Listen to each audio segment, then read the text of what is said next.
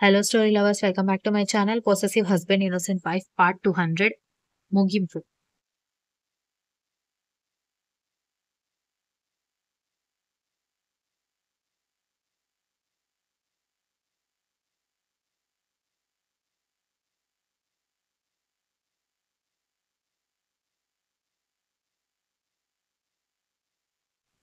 మరొక 6 నెలలు గడిచేసరికి అన్నట్టుగానే విశ్వ వాళ్ళ నాన్నగారు ఆస్తులు, బిజినెస్ మొత్తం ఇండియాకి షిఫ్ట్ చేసుకున్నారు. అలాగే విశ్వ కూడా అక్కడ జాబ్ రిజైన్ చేసేసి అక్కడ ఉన్నప్పుడే ఇండియాలో జాబ్ కోసం అప్లై చేయడంతో వాళ్ళు ఇండియాకొచ్చేసరికి అతనికి ఆఫర్ లెటర్ చేతిలో ఉంది. "ఏంట్రా అందరం కలిసి ఒకే ఇంట్లో ఉంటాం అంటుంటే, మీరు సెపరేట్‌గా ఉంటానంటారేంటి?" అని వసుంధర అనగానే, "నీ ప్రేమ నాకు అర్థమవుతుంది పెద్దమ్మా.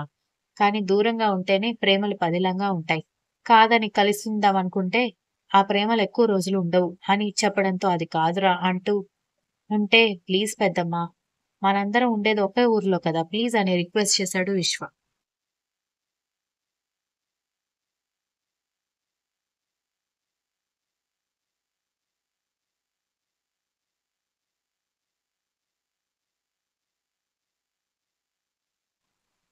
నిజమే వదిన గారు. మొదట్లో ఉన్న ప్రేమలు తర్వాత ఉండవు. అందుకే ఎవరింట్లో వాళ్ళుండడమే మంచిది. అది మాకు కూడా గౌరవం అని విశ్వ వాళ్ళ నాన్నగారు చెప్పేసరికి వాళ్ళు చెప్పేది కూడా నిజమే అమ్మా. ఓ చోట ఉండి చిన్న చిన్న విషయాలకి గొడవలు పడే బదులు వీకెండ్స్‌లో కలవడం మంచిది కదా! అని కరుణ కూడా చెప్పడంతో, సరే మంచి ఇల్లు చూసుకోండి అని చెప్పి సౌమ్య ఇంట్లోనే ఉండడంతో మిగిలిన వాళ్ళందరూ ఇల్లు వెతకడానికి ఎళ్ళిపోయారు. దక్ష చెల్లెలు పక్కన కూర్చొని, "ఎలా ఉంది? అంతా ఓకేనా? అక్కడేం కాలేదు కదా?" అనగానే, "ఏం కాలేదక్కా. అంతా బాగానే ఉందని" సౌమ్య చెప్పడంతో, "మీ అత్తగారు బాగానే ఉన్నారా నీతో?" అని అడిగేసరికి మొదట్లో ఫస్ట్ నైట్ కాదన్నానని కాస్త కోపంగా ఉన్నారు గానీ, ఆ తర్వాత ఆవిడ ఊరుకున్నారు. "ఇప్పుడంతా బాగానే ఉంది. కాకపోతే నాతో ఎప్పుడూ ఆవిడ నవ్వుతూ మాట్లాడింది లేదు" అని చెప్పింది.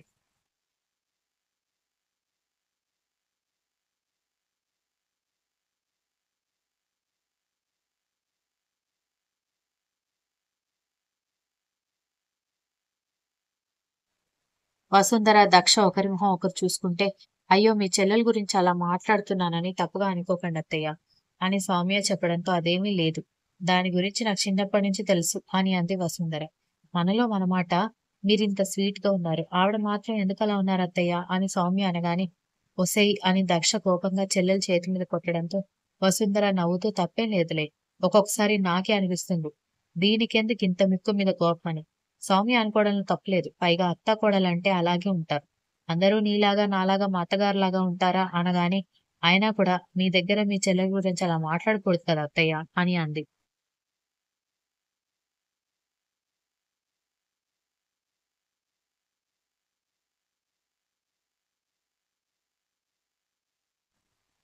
వీళ్ళు ఇలా మాట్లాడుకుంటూ ఉండగానే ఒక పెద్ద ఇంటి ముందు కర్ణం వాళ్ళ కారు ఆగడంతో అందరూ దిగి లోపలికెళ్ళిపోతుంటే, "నమస్తే సార్, మీరొస్తారని ఏజెంట్ చెప్పాడు" అంటూ వాచ్‌మెన్ ఎదురొచ్చి లోపలికి తీసుకెళ్లాడు. "ఇదే సార్ ఇల్లు" అని చెప్పడంతో, ఓనర్ వాళ్ళు ఎందుకు ఇంటిని అమ్మాలని అనుకుంటున్నారు అని విశ్వ వాళ్ళ నాన్నగారు అడగడంతో, "వాళ్ళిక్కడి నుంచి వేరే కంట్రీకెళ్ళిపోయారు సార్. ఈ ఇంటిని రెంట్‌కి ఇవ్వాలన్నా కూడా ఇంత పెద్ద ఇంటిని రెంట్‌కి తీసుకోవడానికి ఎవరొస్తారు? అందుకే అమ్మేద్దాం అని అనుకుంటున్నారు. ప్రస్తుతం అయితే 10,00,00,000 చెప్తున్నారు. ఇంకా కావాలంటే తగ్గిస్తాం అని కూడా అంటున్నారు" అన్నాడు వాచ్‌మెన్.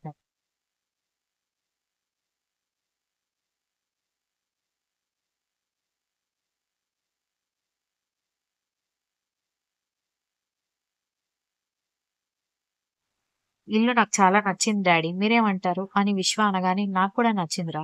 మనకి సరిపోతుంది కూడా. పైగా కీర్తి పెళ్లి చేయాలనుకుంటున్నాం కదా! ఇల్లు కూడా బావుంటుంది" అని విశ్వ వాళ్ళ నాన్నగారు అన్నారు. "అయితే ఈ ఇంటికి ఫైనల్ చేయాలనుకుంటున్నారా బాబాయ్? ఆహ్, ఇంకా 2, 3 ఇళ్ళున్నాయి. వాటిని కూడా చూసిన తర్వాత చూసుకుంటే బెటర్ కదా!" అని కరుణ అనగానే, సరే అంటూ సాయంత్రం వరకు అన్ని ఇల్లులు చూసుకొని, మొదట చూసిన ఇల్లు బావుందనుకుని అది ఫైనల్ చేసుకొని అమౌంట్ కూడా పే చేసి, ఒక మంచి రోజు చూసి గృహప్రవేశం చేయాలనుకున్నారు.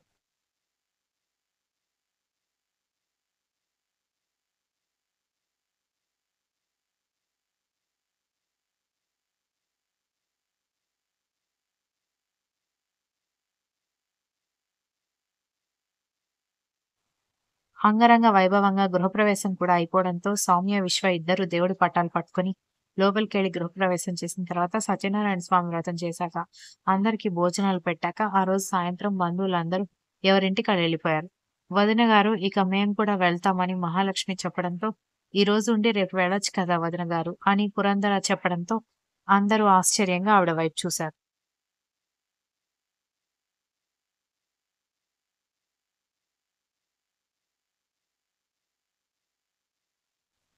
ఎందుకు అందరూ నా వైపు అలా చూస్తున్నారు? నేనేమి అంత రాక్షసిని కాదు. సౌమ్య మాట వినకుండా ప్రతిదానికి ఏడుస్తుంటే మొదట్లో కోపం వచ్చిన మాట నిజమే గాని, నా మాట వింటుంటే నాకేం కోపం రాదు అంది. అందరూ నవ్వుకుంటూ ఉంటే, వద్దు వదిన గారు మీకెంత అభిమానం ఉన్నా ఆడపిల్ల ఇంట్లో ఎక్కువ రోజులు ఉండకూడదు అని చెప్పి మహాలక్ష్మి, భాస్కర్, పృథ్వీతో సహా వెళ్ళిపోతుంటే కీర్తి బయటకొచ్చి 2 బాక్సులు స్వీట్స్ ఇచ్చి ఇవి తీసుకుని వెళ్ళండి అత్తయ్య అనగానే ఎందుకమ్మా అని అడిగింది మహాలక్ష్మి.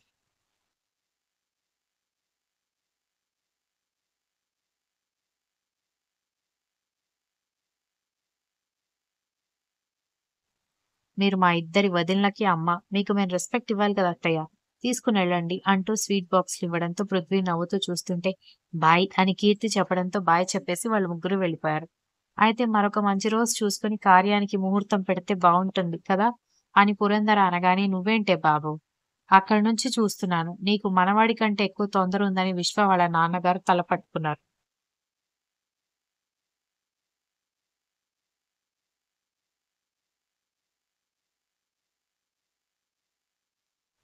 తొందర కాదు.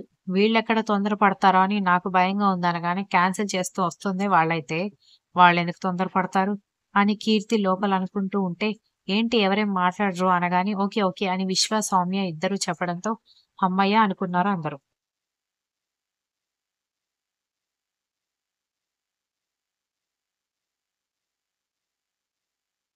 ఆ తర్వాత ఒక మంచి రోజు చూసుకొని సౌమ్య, విశ్వ కార్యానికి కూడా ముహూర్తాలు పెట్టడంతో వాళ్ళని లోపలికి పంపించి అందరూ నవ్వుకున్నారు. లోపలికి వెళ్ళిన విశ్వ సౌమ్య నడుము చుట్టేసి దగ్గరికి లాక్కొని 6 నెలలుగా ఈ ముహూర్తం కోసం వెయిట్ చేస్తున్నాను అంటూ ఆమె పెదవుల్ని అందుకోవడంతో అడ్డు చెప్పకుండా తన దాంపత్య జీవితంలోకి అడుగుపెట్టింది సౌమ్య.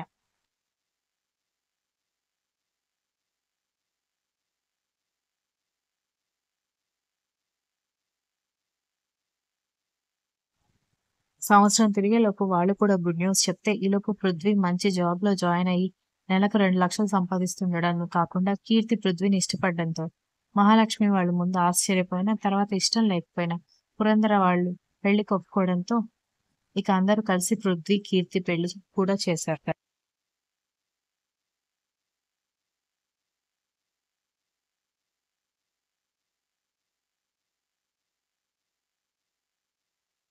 After 15 years.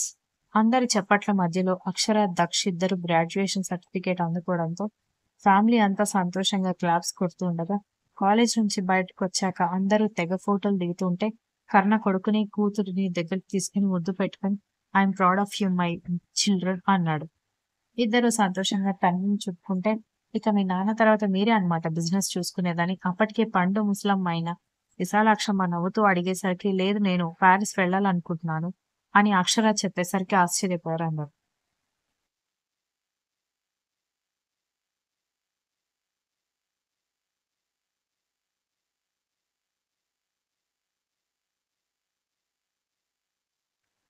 ఎందుకు బేబీ అని అడిగేసరికి హైయర్ స్టడీస్ కోసం వెళ్ళాలనుంది డాడీ. ఇప్పుడే నేనేమి రెస్పాన్సిబిలిటీ తీసుకోలేను. ప్లీజ్ ప్లీజ్ వెళ్తాను అనగానే, అదేంట్రా నువ్వేం మాట్లాడవు అనగానే నేను డాడీ ఏం చెప్తే అదే చేస్తాను అన్నాడు కొడుకు. సరే వెళ్తే వెళ్ళు గాని అక్కడి నుంచి ఏ తెల్లవాడినైనా తీసుకొచ్చి పెళ్లి చేసుకుంటాను అంటే మాత్రం కాళ్ళు విరుగుతాయి అని దక్ష చెప్పడంతో నువ్వు అలాంటి భయాలేం పెట్టుకోకు మమ్మీ.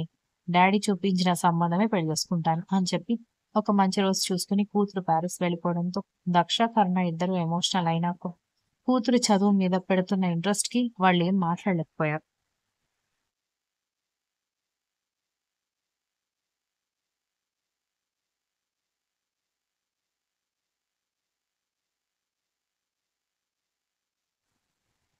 అది ఇండియాకి వచ్చేలోపు అన్నా చెల్లెళ్ళిద్దరికీ మంచి సంబంధాలు చూస్తే ఇద్దరికీ ముక్కుకు తాడెయ్యొచ్చని బామ్మ చెప్పడంతో అందరూ నవ్వుకున్నారు.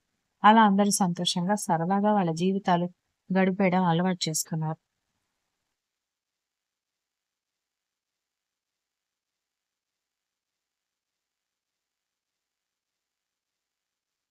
ఇన్ని రోజులు ఈ స్టోరీని ఆదరించిన అందరికీ ధన్యవాదాలు.